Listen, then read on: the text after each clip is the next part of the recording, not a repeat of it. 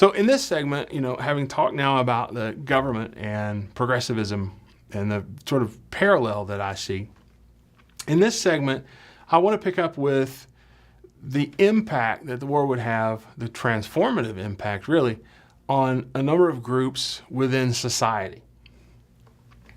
And I want to start with labor.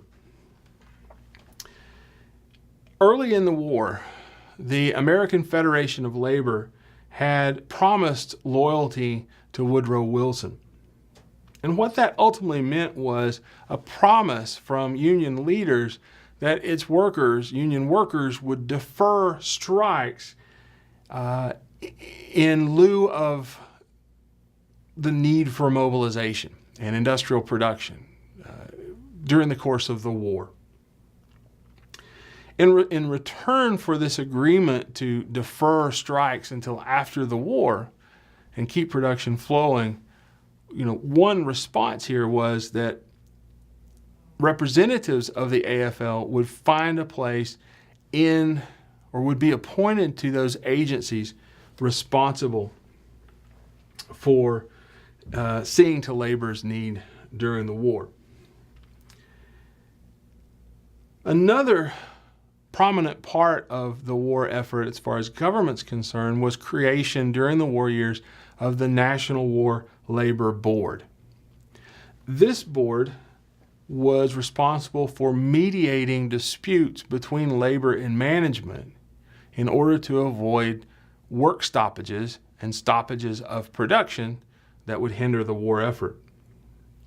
By and large, this measure and other measures that we'll talk about in just a little bit actually ruled out strikes as an option for labor, but also empowered the board, the National War Labor Board, to force management to deal with established unions.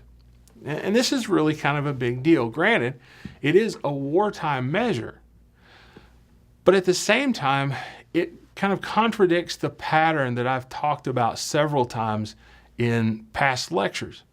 If you'll recall, throughout most of the late 19th century, with exceptions, but throughout much of the 19th century, late 19th century, government had sided with property owners when it came to strikes and work stoppages, so that government troops or the enforcement powers of government could be brought to bear to defend property.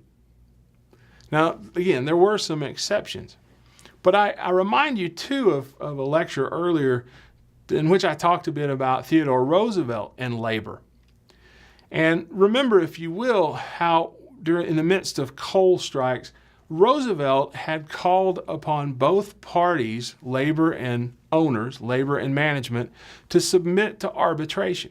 Remember that Roosevelt was seeking to find a middle way that would avoid outright conflict and potentially solve the problem of the American public not having access to coal, which they desperately needed for the purposes of heating their homes. Well, here we have a war going on that requires total or full mobilization. Government, as with Roosevelt, gets involved, predominantly not so much to back property as to find ways of avoiding work stoppages. And that is a big deal. It's counter to what we might expect from government. And granted, it's a matter of wartime exigencies, but it's also precursor to something that's going to happen in the 1930s in a later lecture I'll talk about in regard to how the American government related to organized labor and collective bargaining. Well, in the midst of this new atmosphere during the war, the number of union members or union membership grows during the war years. In 1916, there were approximately 2.7 million union members in the United States. By 1919, that number had jumped to 4 million union members in the United States. Now, there were still grounds for labor unrest. The AFL, remember, is a trade union. It had been founded in a sort of conservative response to the more radical Knights of Labor and what had happened at Haymarket Square. Samuel Gompers, of course, we associate with the AFL, and he sort of understood the benefits of focusing on the trades or the crafts as opposed to unskilled labor. But there had always been other unions at work that tended to be more radical in their approaches, some of whom tended to be quite socialist in the ideological underpinnings of their actions on behalf of labor. You may remember Eugene Debs that I mentioned in a previous lecture and the American Railway Workers Union. But you also, prior to the war, had organizations speaking out against American entry into the war. And it goes back to these notions that the war itself was a capitalist event, that it was designed to benefit capitalists at the expense of the lives of workers.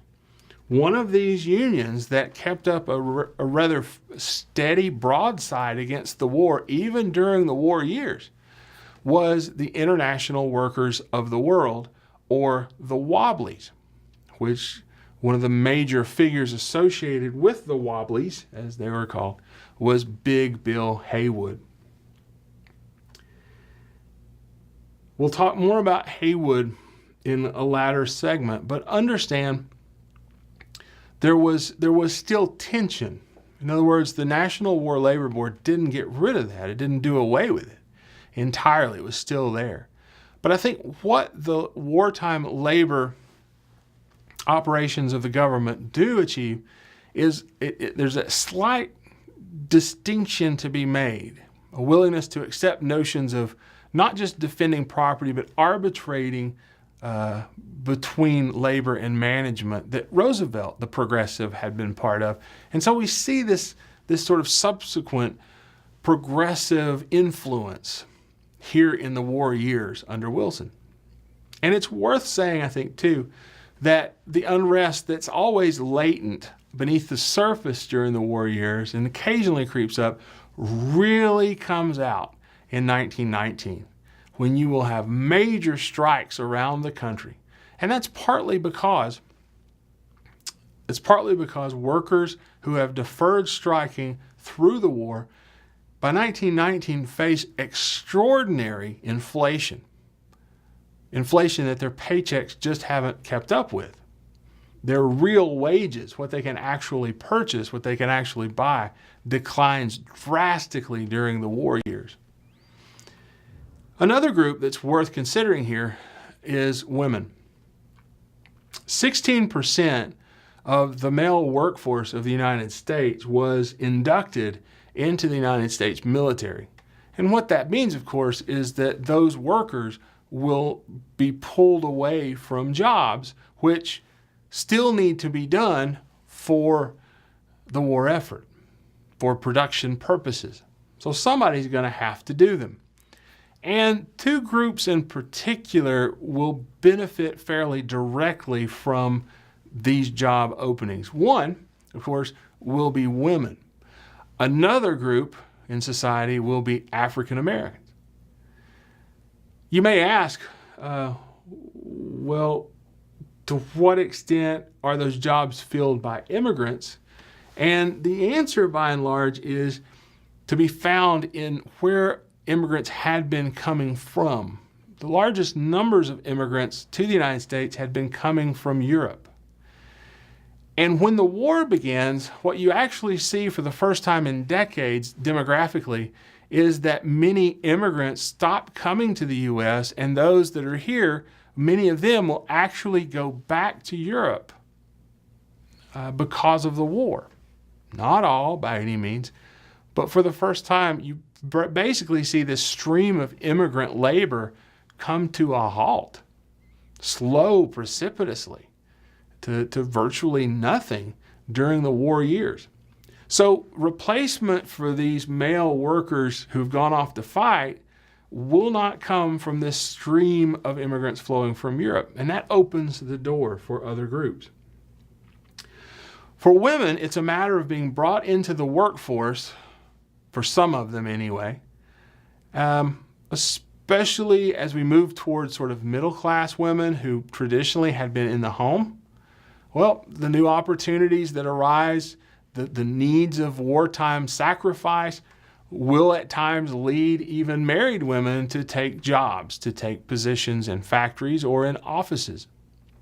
But remember, you already have women in the workplace, especially what we might consider lower class or middling women who have worked in textiles and other fields that are closely linked oftentimes to what's considered domestic. So textiles deals with fabric, it deals with sewing, for instance. Women were prominent in the canning industry, which dealt with food products. And of course, women worked on the farm. That's another area for female labor. But, and this is a big deal, what we see happen during World War I is the expansion of those areas where women are able to work. In other words, they're not just going to work in those domestically tied industries anymore, but indeed women will find opportunities in traditionally male roles. Women will move, for instance, into electrical machinery work. They will move into the office as clerks and stenographers and secretaries, which had traditionally been jobs for males. Airplane construction, some welding, working in munitions during the war, essentially moving into those areas that women had never been in before. And the military itself opened doors for women. Some 11,000 women served in the Navy and in the United States Marines as nurses, as secretaries, and as telephone operators. We don't think about that so much today, but there was a time when secretaries and telephone operators were often considered to be, they were just associated with women. But that certainly had not always been the case. And from a cultural point of view, it's that old idea of something seemingly being natural, that's just the way it would be when it comes to gender roles, and realizing historically that's just not been the case, meaning that women aren't necessarily the appropriate people for that particular job. It's just the gender role that they've been assigned, that they've accepted, or that they're getting ready to reject, that's saying that's what they ought to be. And it's true for men, it's true for women, it's true for all social and cultural groups. But women will make their way into the workforce. There's one other group that I really want to mention here, and in particular, and that's African Americans. The impact of World War I in terms of African Americans in the United States really can't be overestimated. We've talked a good bit, or I have talked a good bit, about the situation, particularly in the United States South, that African Americans found themselves in after the Civil War, after Reconstruction, and during the era of Jim Crow. Well, as late as 1910, you need to understand that approximately 7 million of the United States' 8 million African Americans lived in the U.S. South. By 1925, approximately a tenth of the African American population will have moved to the north. And it may not seem like much, but 1916 to 1918 alone, you're talking about some 400,000 African Americans who are leaving what they've known to look for new lives. And they're moving from the south to the north. That's a rate, if you think about it, of approximately 16,000 people per month. This is undertaken in part because of the wartime demand for labor. There are actual campaigns in the North, and particularly in Chicago, Illinois, to recruit African American labor to industrial jobs and to cities like Chicago. One of the most important newspapers that will have a role in this recruitment will be the Chicago Defender, which actually ran advertisements designed to entice African American laborers with reports of opportunity that existed in the North. There were labor agents who actually operated in the American South to recruit labor, to pull them north. And all that's happening so that you began to see larger and larger African American populations in places like Chicago, St. Louis, Missouri, Detroit, Michigan, Cleveland, Ohio, Pittsburgh, Pennsylvania.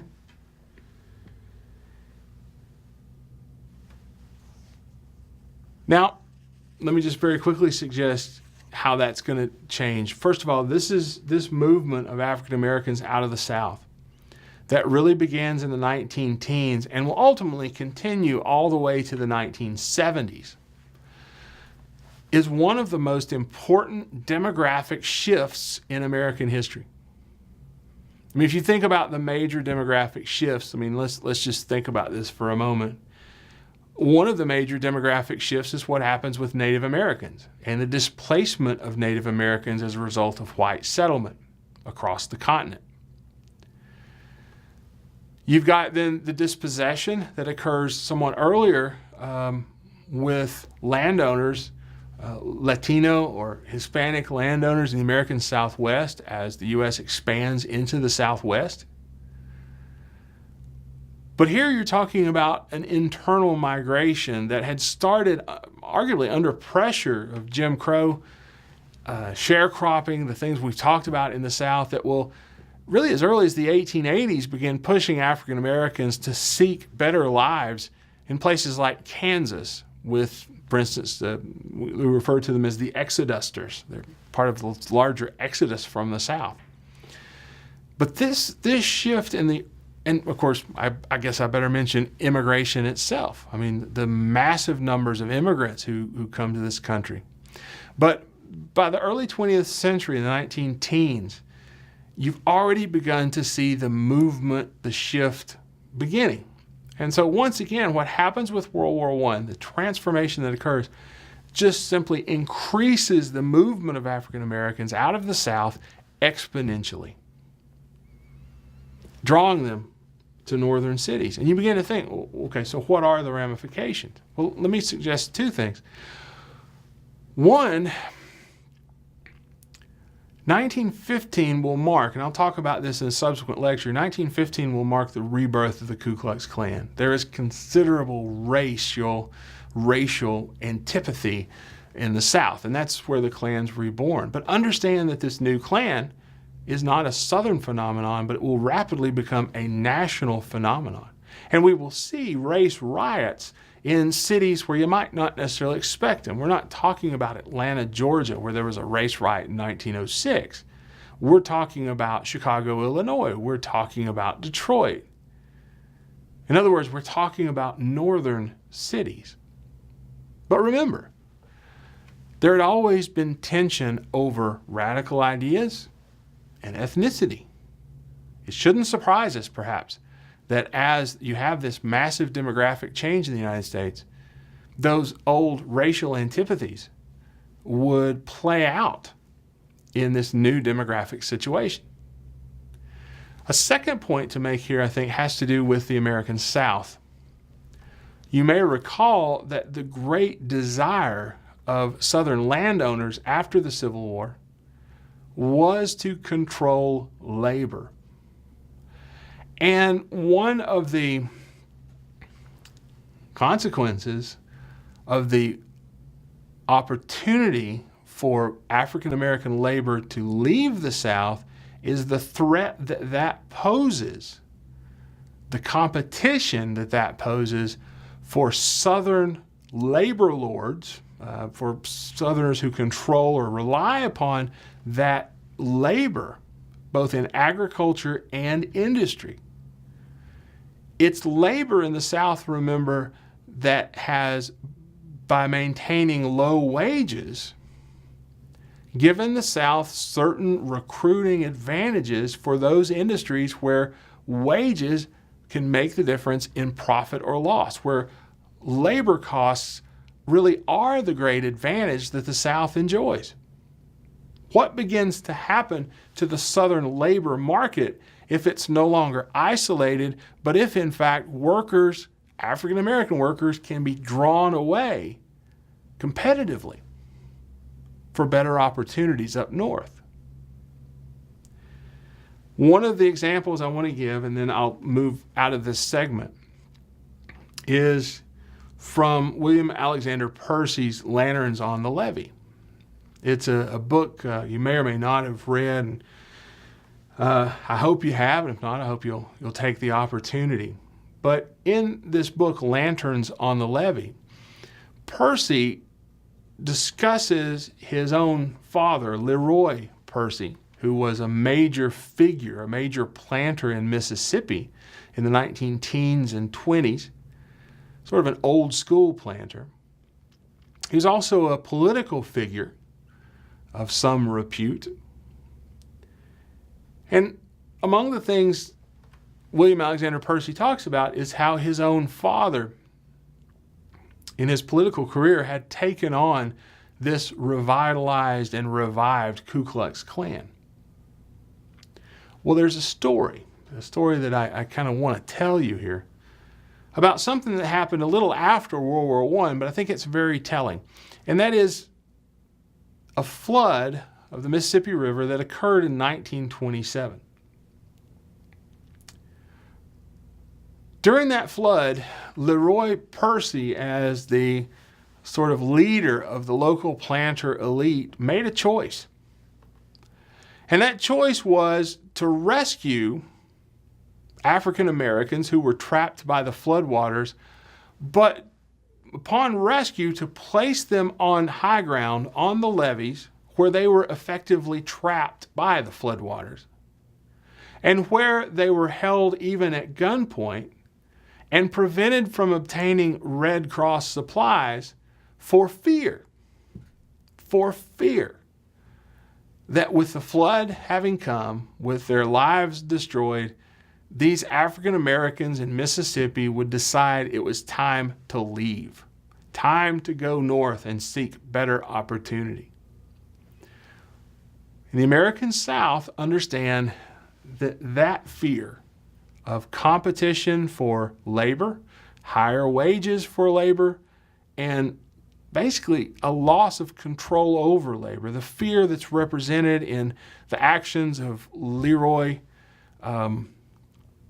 Percy and other planters in the Mississippi Delta in 1927, that is what, in some ways, the First World War begins to disrupt in a major way. Outmigration is already established, but the opportunities created by World War I really provide an impetus for an massive expansion of this demographic shift occurring in the United States, and it will have repercussions. It's ironic, perhaps, that it's during the Wilson administration where segregation is backed wholeheartedly for the federal government that this demographic shift should occur. The next segment, I'll pick up with the issues of civil rights and the First World War at home.